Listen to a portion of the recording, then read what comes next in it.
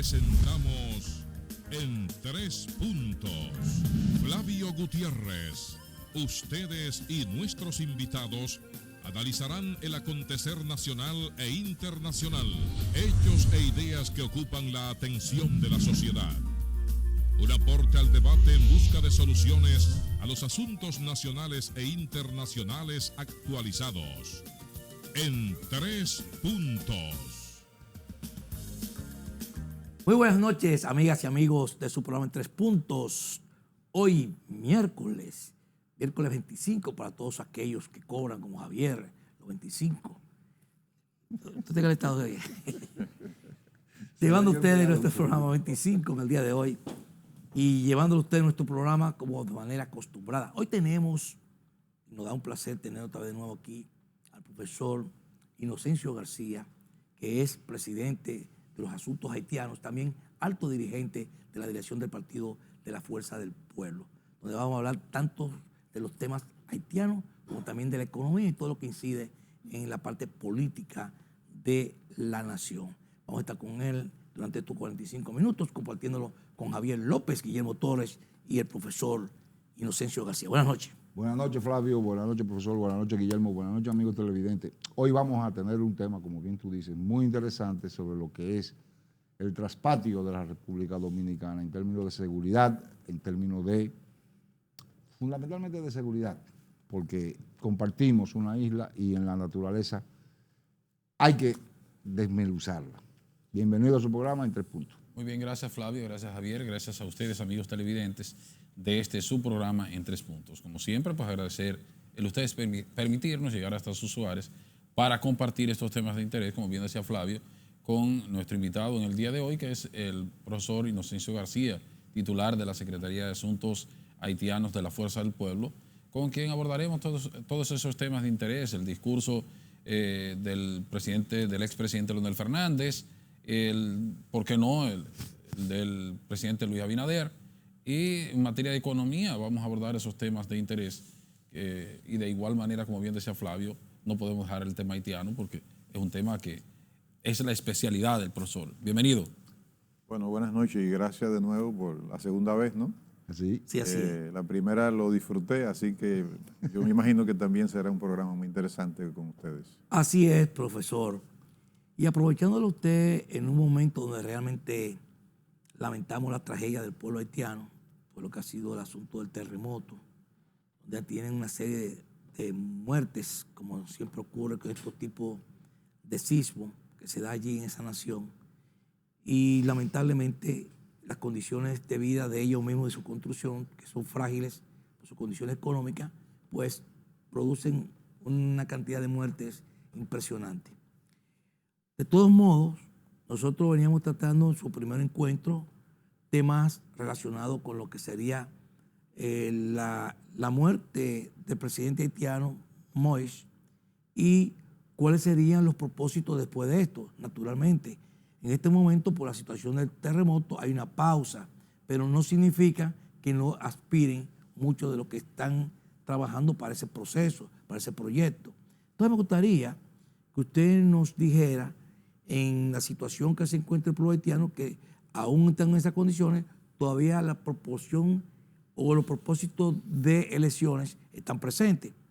Y la primera dama que salió de la situación esta, pues se dice que tiene aspiraciones presidenciales dentro de este proceso y que están formándose para llevar a cabo una parte donde iba a participar en ese proceso electoral. Me gustaría que usted nos diera un conocimiento de todo lo que está sucediendo, porque usted ha sido un estudioso de la situación haitiana.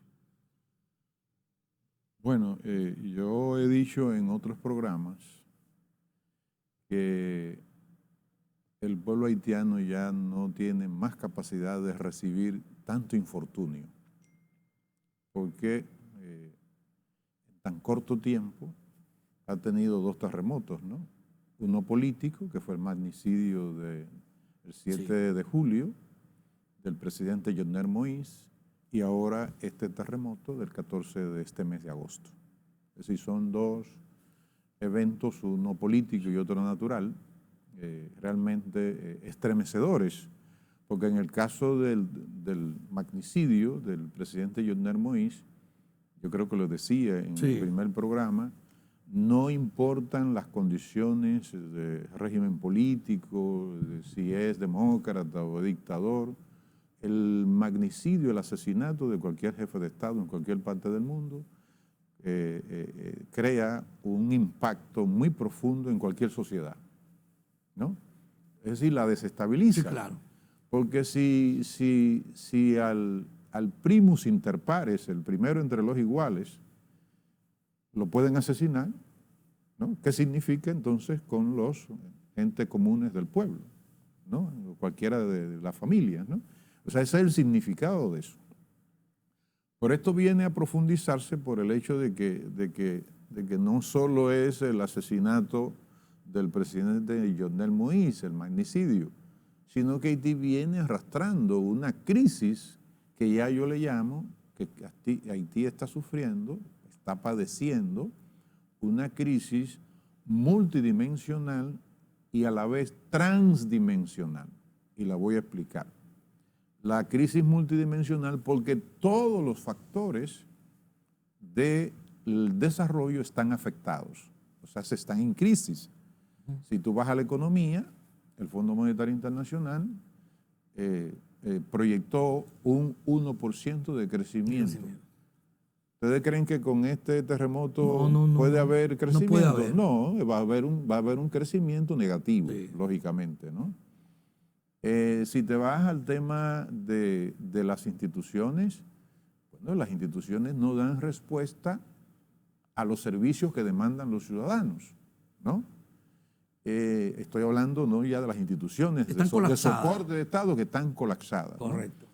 Y entonces este drama viene a agravarse con este terremoto que dicen los expertos que es de mayor magnitud que el del 12 de enero del año 2010, este de 7.2 en la escala de Richter. Los informes que recibo de lo que está ocurriendo ahí es una situación humanitaria inenarrable, donde ahora inclusive están sacando, por un tema de capacidad, de cobertura, están sacando a los pacientes, lo están sacando que se vayan para sus casas y resulta que no hay casas. No hay casas. O sea, no saben a dónde ir porque no tienen casa. Exactamente. Porque resulta que alrededor del 90% de la infraestructura en Jeremí y en esa zona ha colapsado, ¿no? Estamos hablando del sur del país. Que fue la zona del presidente. Usted iba a decir... Hay un promedio de 4 millones de habitantes haitianos ahora mismo que están recibiendo asistencia de manera directa con todas esas situaciones y todas esas calamidades que usted acaba de decir, aparte de las otras situaciones que ya vienen padeciendo. Bueno,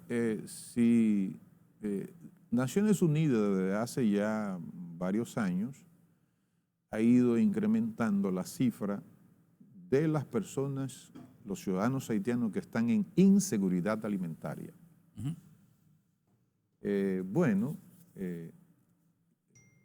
Recientemente Naciones Unidas habló y el embajador de Canadá en Haití habló de 4 millones de personas en inseguridad alimentaria. Pero hace apenas menos de un mes el representante de la FAO para Panamá y Costa Rica hablaba de que el 48% de la población haitiana está sufriendo, oigan el concepto, hambre pura. Oigan eso. Eso no tiene nada. Es decir, que en la calificación de ese organismo multilateral, Haití estaría en una crisis alimentaria grave. Imaginémonos entonces qué sobreviene antes, si ya existía esa condición, ¿no? Ahora después de este terremoto. Claro. Entonces yo calculando, él habló de un 48%, si son 11 millones de habitantes, pongámoslo 11 millones, es un poco más, serían 5.280.000 personas que estarían padeciendo hambre pura. no sabemos si estos 4 millones, que yo también he leído ese dato, se agregan ya si son parte de esas personas o si estos 4 millones se agregan a esas cifras fatídicas, humanitarias, de crisis humanitaria. Es decir, que en Haití requeriría, aparte de la emergencia que gracias a Dios, ¿no, verdad? La comunidad internacional respondió con presteza, pero Haití requiere de una reconstrucción económica, social, política, institucional de mediano y largo plazo para poder no crecer, para sacar a Haití de la fosa donde está y que Haití pueda, en 10 años llegar a un punto de equilibrio donde puedan sus instituciones ya propias, no exteriores, no de la comunidad internacional, puedan ellos enfrentar, es decir, llenar las demandas sociales de todo tipo, educación, salud, agua potable, agua y saneamiento, etcétera, ¿no? En definitiva, lo que nosotros estamos planteando de la comunidad de la Fuerza del Pueblo a la comunidad internacional es que, yo creo que lo decía también en el programa anterior, pero creo que es importante repetirlo, y es que aparte de que ya con este evento de la emergencia, del socorro que Dios ha sido con mucha presteza, pero hay dificultades porque, óiganlo bien, las pandillas que forman parte de la Federación G9, que es una federación de pandillas que están fuertemente armadas, oigan esto, ha dado una tregua para que puedan distribuir la ayuda humanitaria. Entonces, bueno, deduzcamos de ahí cuál es la situación institucional de seguridad y de crisis humanitaria que vive ese pobre pueblo que, bueno, uno querría como dominicano, como vecino y como humano, que Haití pueda, que la comunidad internacional pueda llegar y no solamente llegar e irse, sino que pueda también ayudar con una visión de largo plazo, porque ahí está el plan de refundación de Haití que salió a partir del terremoto del año 2010, en el cual nosotros participábamos cuando estábamos en el Ministerio de Economía, Planificación y Desarrollo. Nosotros participamos en ese proceso. Profesor, de acuerdo ya a todas las informaciones y a los organismos multilaterales, Haití es definitivamente un Estado fallido. ¿Cuál sería la recomendación, usted como técnico en la materia de Haití? Porque si la comunidad internacional se unifica y deciden intervenir a Haití, hay ya una mala experiencia con la MINUSTAH. Claro. La MINUSTAH, más que ayudar, profundizó las diferencias, profundizó, incluso hasta las enfermedades llegaron. ¿Cuál sería usted, como conocedor de esa realidad haitiana, su recomendación a la comunidad internacional? Bueno, la primera condición es que los haitianos se quieran ellos mismos. Esa es la primera condición. No hay otra. Porque definitivamente ningún vecino te resuelve los problemas tuyos. Tú le puedes crear problemas al vecino, ¿no? ¿Verdad? Pero ninguna comunidad internacional te resuelve tus problemas si tú no pones de tu parte. Cuando Estados Unidos definió el plan Marshall después de la Segunda Guerra Mundial para Europa, para reconstruir Europa, bueno, pero ¿por qué Alemania se recuperó de esa terrible derrota y de esa destrucción? Bueno, porque toda la impronta cultural de disciplina, ¿no?, coadyuvó a que Alemania se recuperara rápidamente. ¿Y Japón? Y lo mismo Japón, que ya en 1964 tenía el primer tren bala. Entonces, cuando tú vas a ese país, yo fui en el 2008 y tú ves ese museo que hay sobre la Segunda Guerra Mundial, bueno, 2 bombas, ¿no? ¿Verdad? Como sabemos, Hiroshima, Nagasaki, y luego los B-52 acabaron con por ejemplo, con la capital de Tokio. Y sin embargo, ese país resurgió de su ceniza. Bueno, ¿por qué las comparaciones? Bueno, porque resulta que hasta que los haitianos no se pongan de acuerdo ellos internamente, por ejemplo, la DICOR, la Dirección Política de la Oposición Democrática, la DICOR en sus siglas en francés, que reúne a una serie de partidos de oposición, que eran partidos de oposición a Jovenel Moïse, primero le estaba dando apoyo al actual ministro, el primer ministro Ariel Henry, y luego que el Call Group, que es una coalición de países y de diplomáticos, Francia, Estados Unidos, Canadá, Alemania, Brasil, en este caso, porque ha habido otros latinoamericanos, y los 2 representantes de los secretarios generales de la OEA y de Naciones Unidas forman el Call Group, instaron al actual primer ministro a que formara gobierno. Desde que intervino el Call Group, la DICOR, la Dirección Política de la Oposición Democrática, como ellos se llaman, inmediatamente le retiró el apoyo al primer ministro Ariel Henry porque había sido sugerido por el Call Group, esa coalición de diplomáticos, representantes de países, de OEA y Naciones Unidas. Entonces, bueno, yo recuerdo algo, ¿no?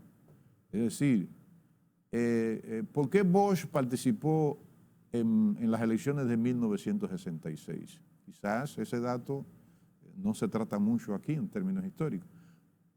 Y luego un testigo presencial, años después, hace como 2 años, que estaba ahí en ese momento en Santiago, en la casa de Mícalo Bermúdez, que era muy amigo de don Juan. Bueno, pero don Juan en 1966, en las elecciones, después de la guerra, y luego de él ser derrocado, ¿por qué participó don Juan? Con la actitud patriótica para que salieran las tropas norteamericanas que todavía estaban en suelo patrio todavía en julio de 1966. Pues con ese propósito, Juan Bosch sabía que no iba a ganar.